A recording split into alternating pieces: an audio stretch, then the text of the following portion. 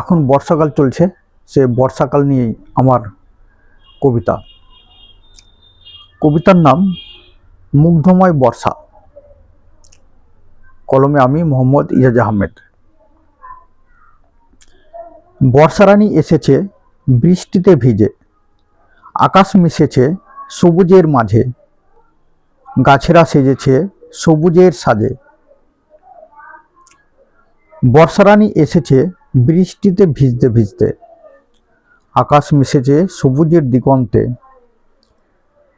মেঘ রোদ্দুর উঁকি মারছে আকাশের জানালাতে, মাঠেরা দেউ ঢেকেছে সবুজের বোরখাতে। মন খারাপে নদী দেখি, পুকুরের মুখে ফুটেছে হাসির রেখা। আকাশের দেশে ঘুরে বেড়াচ্ছে মেঘ বালক বালিকা, স্বাগত জানাতে হাত মেলাচ্ছে পাহাড়েরা, আনন্দ করছে পশু পাখি ও ছেলেরা। বর্ষারানী এসেছে বৃষ্টিতে ভিজে, বাতাস সেজেছে সুধা গন্ধ মেখে। বর্ষারানী এসেছে বৃষ্টিতে ভিজে, পুকুর বিল মাথা সাজিয়েছে শাপলা গুজে। কদম জুঁই রজনীগন্ধা ঘ্রাণ মেখে, বাতাস মুগ্ধ করেছে সকলকে। ধন্যবাদ।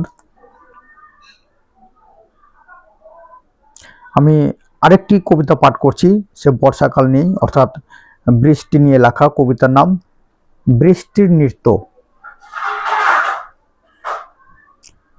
সকালের মুখে ধূসর মেঘ, মেঘের বোরখায় মুখ ঢেকেছে সূর্য। গাছগুলো হাত নেড়ে ডাকছে,